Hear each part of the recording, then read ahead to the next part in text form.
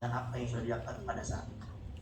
Suatu majelis taklim, suatu organisasi pondok pesantren akan menjadi hancur dengan tertata hancurnya, artinya akan hancur pada saatnya, itu di saat mereka merasa puas, sudah merasa bangga, sudah merasa menggapai apa yang digapai, maka dia tidak akan mendapatkan kesuksesan di majelis taklimnya, organisasinya atau pondok pesantrennya. Tapi jadikan majelis-majelis taklim yang lain, perkumpulan-perkumpulan yang lain sebagai barometer kesuksesan daripada majelis taklim Ansor. Kalau kita contoh sudah 7 tahun sudah dapat ini, kemudian majelis taklim yang ada yang 14 tahun udah nggak apa-apa. Perbandingannya jangan sampai di bawah kita, perbandingannya sampai di atas. Ada majelis taklim A baru 5 tahun tapi lebih hebat daripada kita. Ada majelis taklim B baru 3 tahun sudah hebat seperti ini. Itu jadikan tolak ukur. Sehingga majelis Ansor akan selalu maju, akan selalu berkembang, berkesinambungan di saat dia berusaha tidak merasa puas dengan apa yang didapat pada saat itu. Terus berkembang. Dan jangan pernah, yang kedua, malu untuk mencontoh majelis yang sudah sukses. Jangan pernah malu untuk mencontoh majelis yang sudah sukses. Contoh Al-Fakir. Al-Fakir, saya sekarang berdiri majelis sendiri di Kuningan. Dan Al-Fakir saat ini alhamdulillah majelis kita sudah 3 tahun. Walaupun di saat kita buat majelis taklim itu terbentur dengan COVID, tapi alhamdulillah kita ngadakan acara kemarin melihat majelis taklim yang kedua di majelis itu yang ada sampai 15.000 orang. Kenapa? Bukan karena Al-Fakirnya yang hebat, bukan, tapi karena kita mencontoh majelis-majelis taklim yang sudah sukses. Al-Fakir di Dalwa, Al-Fakir Sekram Monok di sana, ada Al-Fakir di Al-Bajar pusatnya, kita gabungkan sehingga orang melihatnya, oh yang hadir banyak, 12 orang, 15.000 orang yang datang. Orang melihat akhirnya, tapi bagaimana kita memulai dengan bagaimana kita mencontoh. Maka sekali lagi jangan malu untuk mencontoh majelis taklim yang sudah sukses, ikuti, tinggal ditambahkan, dikurangkan seperti apa. Kemudian yang terakhir, pesan Al-Fakir buat semuanya, jadikan majelis Al-Zahra sebagai ladang surga. Jadikan majelis Al-Zahra sebagai ladang surga, sehingga kalau ada program, kalau ada kegiatan didukung, disupport. Kalau sudah teman-teman, ikhwati, saudariku dari majelis Al-Zahra tidak peduli dengan majelis Al-Zahra, sudah kurang respon dengan majelis Al-Zahra, sudah kurang royalitas di majelis Al-Zahra, bagaimana akan maju seperti itu? Nah, jadi Al-Fakir sekali lagi, yuk jadikan majelis Al-Zahra sebagai ladang pahala. Ada kegiatan apa disupport, bisa dengan tenaganya, dengan waktunya, dengan hartanya, dengan ilmu. Karena orang yang melakukan suatu kebaikan karena butuh beda dengan orang yang melakukan sesuatu karena tidak butuh. Baik, mungkin itu saja yang bisa saya sampaikan tentang tema 11 tadi, dan juga untuk milad Majelis Al-Zahra yang ketujuh pada saat ini. Semoga Majelis Al-Zahra selalu eksis, selalu istiqomah, selalu terdepan dalam berbuat kebaikan, dan tidak pernah malu untuk memulai suatu kebaikan. Dan semoga diberi kesulitan oleh Allah, istiqomah oleh Allah, dan semoga semua Majelis Muslim Al-Zahra diberikan sifat malu semuanya. Jangan sampai karena Majelis Al-Zahra mungkin yang sudah besar dikenal oleh orang malah menjadikan sombong, tapi jadi ini sebagai cambukan bagaimana Anda bisa makin mulia, makin bertakwa di hadapan Allah Subhanahu wa taala. Semoga Allah Subhanahu wa taala menjadikan Majelis Al-Zahra ini sebagai wadah kebaikan, sebagai wadah inspirasi, sebagai wadah untuk orang menjadi baik, dan semoga siapa pun yang tiba di Majelis Al-Zahra diberikan kemudian oleh Allah istiqomah dan keikhlasan, dan semoga semua problematika yang ada di dalamnya diberikan kemudahan untuk melewatinya dengan solusi yang terbaik dari Allah Subhanahu wa taala. Dan semoga apa yang kita niatkan, apa yang kita hajatkan di Majelis Al-Zahra ini, semoga semuanya dikabulkan oleh Allah Subhanahu wa taala dengan caranya Allah, dengan keindahannya Allah, dengan kasih sayang Allah. Dan semoga siapapun di antara kita yang hadir, semoga semua dosa kita diampuni oleh Allah, diangkat derajatnya oleh Allah, diterima semua ibadahnya oleh Allah Subhanahu wa taala. Dan orang tua kita yang sudah meninggal dunia, guru-guru kita semoga diampuni dosanya oleh Allah, diberi taman surga Allah, dan di akhirat mendapat syafaat dari Nabi Muhammad SAW. Yang sudah menikah semoga rumah tangganya sakinah wa warahmah, amin. Soleh, istri yang makin soleh, yang belum punya anak diberikan anak oleh Allah Subhanahu wa taala, dan yang belum menikah dimuliakan oleh Allah dengan bisa menjaga martabatnya dan marwahnya, bisa menjauhkan diri dari mukadimah zina dan diberikan kekuatan oleh Allah untuk menjauhinya. Dan semoga pada saatnya diberikan oleh Allah seorang laki-laki yang soleh, imam yang baik, seorang perempuan yang soleh yang bisa menjadi imam yang baik. Dan semoga apa yang diniatkan semuanya dikabulkan oleh Allah Subhanahu wa taala. Dan doa yang paling penting buat semuanya, semoga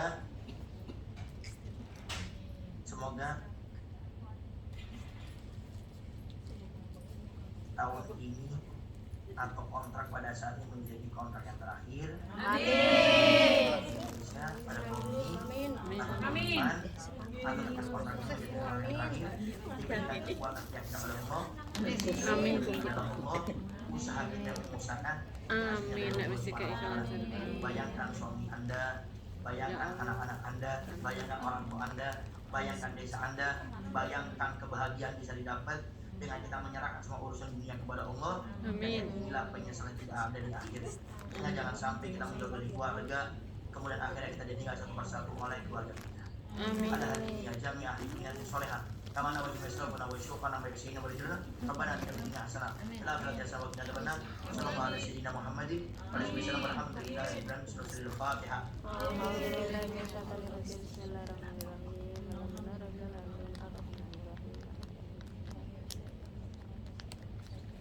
Amin. Baik, itu saja yang bisa bagian sampaikan ya. Seperti biasa ada amalan sebenarnya begitu. Oke, ingat saya kalau mengisi di Majelis di Hong Kong ya. Atau juga suka memberikan amalan ini ya. Amalan agar cepat pulang ke Indonesia. Yang ingin pulang ke Indonesia segera angkat tangan. Di sana semuanya ingin pulang ke Indonesia, angkat tangannya semuanya. Ya, yang angkat tangannya ingin pulang ke Indonesia, langsung didoakan semoga dipermudah oleh Allah. Amin. Dan semoga rezekinya dimudahkan oleh Allah Subhanahu wa taala. Amin. Yang ingin pulang ke Indonesia mau dikasih amalan, angkat tangannya. Yang ingin pulang ke Indonesia, angkat tangannya. Saya belum siap. Saya tahun depan sudah siap. Belum siap. Amin. Anak belum lulus.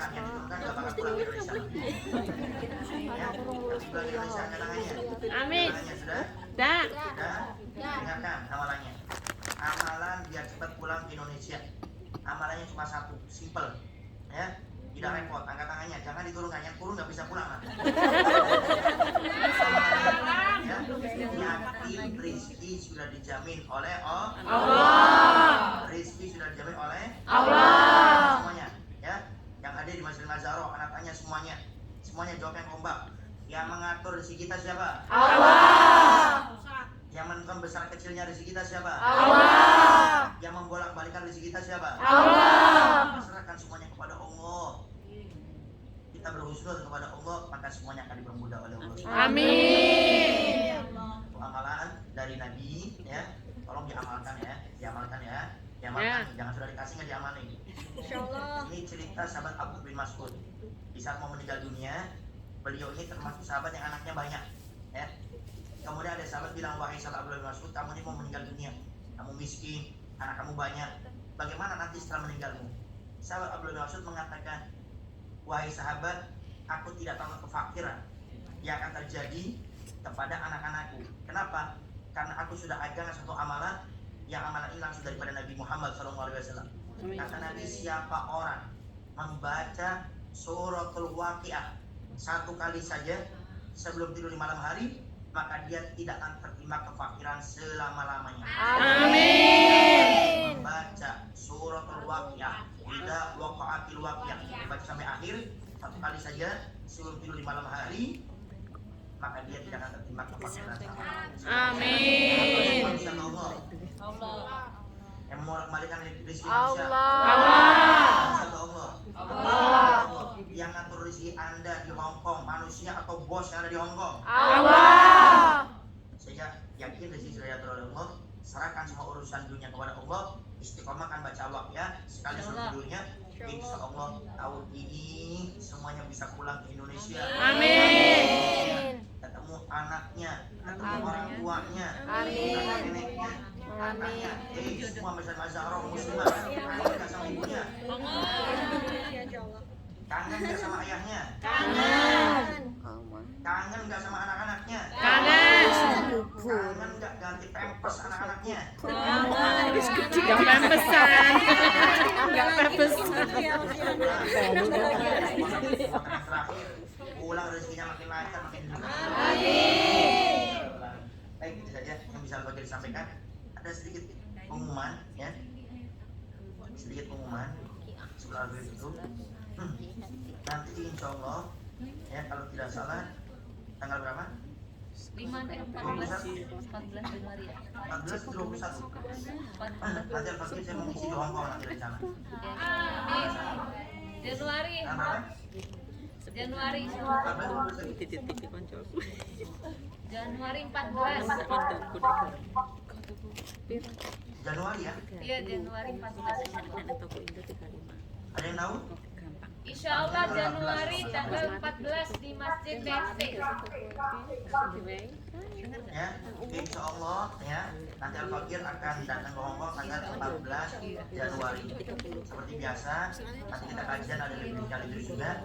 Nanti insya Allah setelah saya kajian Al-Fakir tunggu yang mau curhat sama Al-Fakir, yang mau ngobrol sama Al-Fakir, yang mau santai-santai Al-Fakir tunggu ya 24 jam habis selesai ngisi nanti di acara di Hongkong ya. Itu semuanya salam kangen dari Indonesia kepada semua sahabat-sahabat Wati. Coba mana dadahnya? Mana dadahnya? Salam rindu dari warga negara Indonesia pada sahabat Wati yang di Hongkong ya. Kangen semuanya sama antum. Bismillah pulang ke Indonesia. Semoga yang ngasih semuanya. Semuanya minta maaf kurang lebihnya. Juga kepada Ustaz Muhaimin, minta maaf Ustaz Pak Mudi, Abdul Salam, minta Alhamdulillah, minta maaf kurang semuanya ya. Semoga semuanya sehat.